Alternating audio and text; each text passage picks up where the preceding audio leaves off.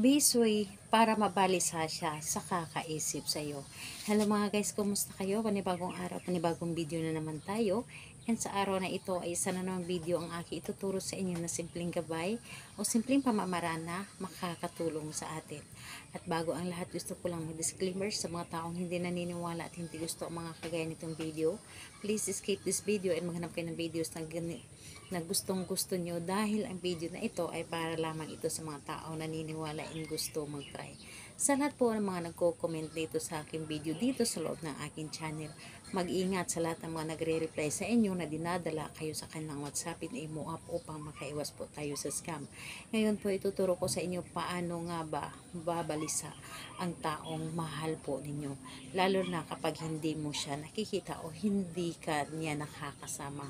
Ito ay napakadali lamang gawin at wala kang ibang gagamitin kundi yung larawan lamang niya. And pwede mo itong gawin kahit na kayo ay magkasama naman at magka-LDR.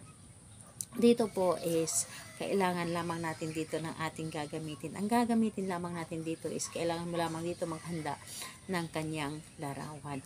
So kanyang larawan po pwede pong ganito and pwede pong nasa loob ng inyong cellphone and pwede din po yung naka-printed or pwede din yung larawan na naka ID size. Basta ang importante ito ay kanyang mukha. So ngayon po kapag ready na yung ating na gagamitin, ang isunod mong i-ready ang inyong sarili. I-ready mo ang inyong sarili, kailangan na gustong gusto mo itong gawin and hindi ka nagdududa sa dapat mong gawin and ayun po, buo po ang inyong loob, buo po ang inyong tiwala at paniniwala sa dapat mong gawin. So ayun po, kapag ready ka na, pwede mo na itong umpisahan. Ang gagawin na lamang dito, napakadali lamang. Una, bago ka matulog sa gabi, yung nakahiga ka na, wala kang ibang gagawin kundi titigan mo ang kanyang larawan.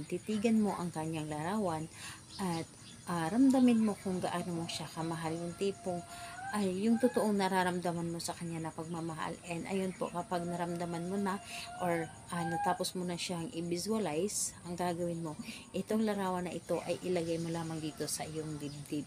So ilagay mo ito dito sa iyong dibdib at ramdamin mo kung gaano mo siya kamahal. Ramdamin mo at kausapin mo lamang or sabihin mo lamang ang iyong nais. Halimbawa ay kung yung tawagan ninyo, halimbawa mahal, sobrang mahal na mahal kita, wala kang ibang iisipin, ako lamang, wala kang ibang mamahalin kundi ako lamang, mamahalin mo ako na higit pa sa iyong sarili, mamahalin mo ako habang buhay, ako at ako lamang ang iyong mamahalin hanggat ikaw ay nabubuhay dito sa mundo. Walang ibang maganda or walang ibang gwapo dito sa paningin mo kundi ako lamang.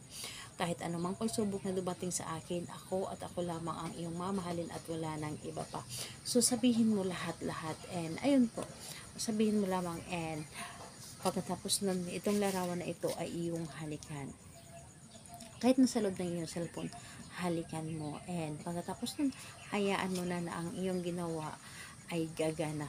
Dahil sa paggawa mo ito, seconds lamang ito ay kanyang mararamdaman, yung tipong kinakabahan siya, yung isip niya ay nasa sa iyo, yung gusto niya na ikaw lamang ang makasama niya, ikaw yung makatabi niya sa pagtulog, makausap, makayakap, lahat yun ang gusto niya and sobrang mababalisa siya sa iyong gagawin and yung tipong hindi siya mapakali na gusto niya na makita ka.